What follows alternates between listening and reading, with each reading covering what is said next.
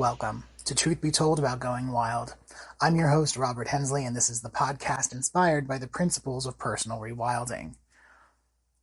Now, the idea of rewilding has become such a hot topic over the past few years around the world. We hear stories of um, families like the Fallows family in South Africa purchasing land to clear invasive alien trees and plant native vegetation, that they've been able to successfully attract diverse wildlife back to their area.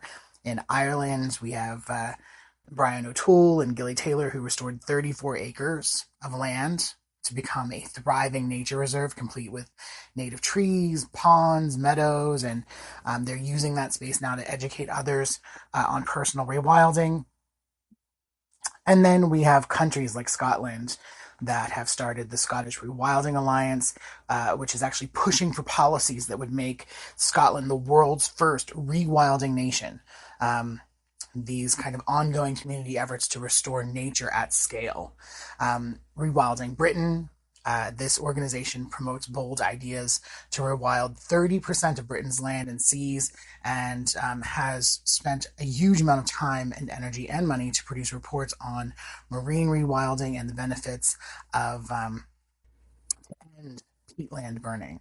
Um, but it just isn't just in Europe. We hear all of these stories and we think, wow, how is it that the UK and Europe and all of these other countries are so far ahead of us when it comes to caring for the planet, for taking a stand for nature, to rewild an entire country, to get an entire population to understand how important having a relationship with the natural world is to their success, not just as a community, but as individuals. And I am so thrilled to say that in August of 2025, the state of Illinois became the first U.S. state to explicitly include rewilding in its conservation strategy and legislation. Right? That's amazing to me that we finally have a state, right, tucked into the Midwest, who has decided that part of their core legislation, that taking care of their state, conserving their natural resources in their state, has become important enough that they have become now the first U.S. state to really put this into play, and that is amazing. I'm so thrilled to read this. But there are all of these things that people, it doesn't always take a nation, or country, or an entire community, right? Sometimes just to get started, it just takes a person, one person, right? And then it grows.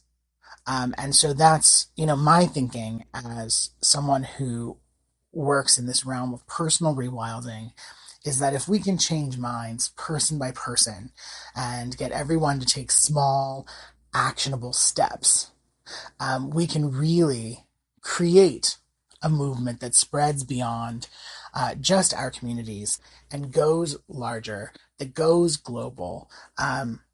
But I was so excited this morning when I was reading that, there are all of these initiatives around the world and that people are really starting to take notice and to implement these programs and initiatives that could really change the way we view nature, the world, how we manage resources, things like that.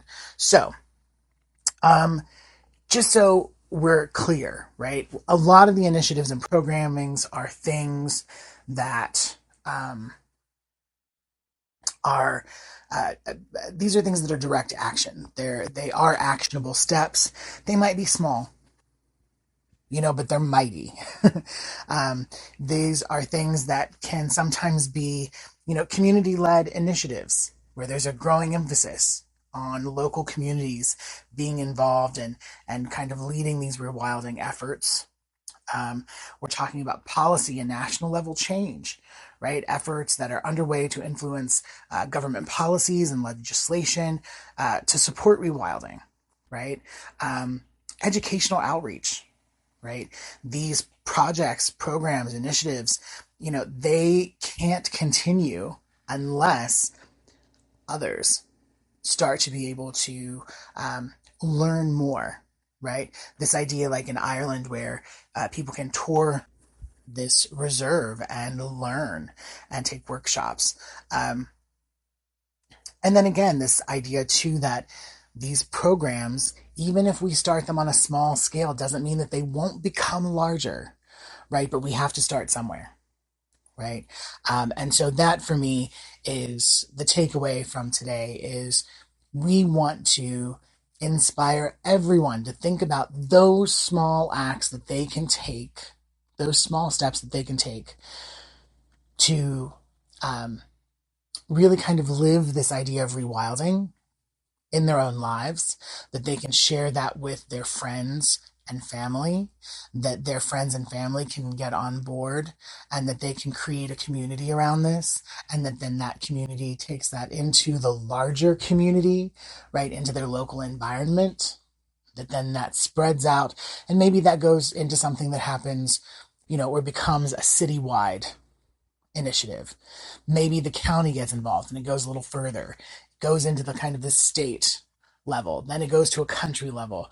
You know what I mean? And just expands. That's what we're hoping to see. I mean, that's what I hope to see. But with all of that being said, I just want to say thank you for listening to Truth Be Told About Going Wild. Remember, there are 3 opportunities for new content from the Truth Be Told family of podcasts on the Club Paranormal channel on YouTube. There is Tony Sweet on Fridays with the original Truth Be Told. Wednesdays is Truth Be Told Transformation with Bonnie Burkert. Mondays, Truth Be Told About Going Wild. And all of those shows go live at 3 p.m. Pacific, 6 Eastern on their respective days. And if you have any comments, questions, or would like to know more about what I'm doing, you can reach out to me via my website, www.rhnaturereconnect.com. Again, that's rhnaturereconnect altogether.com. And until next time.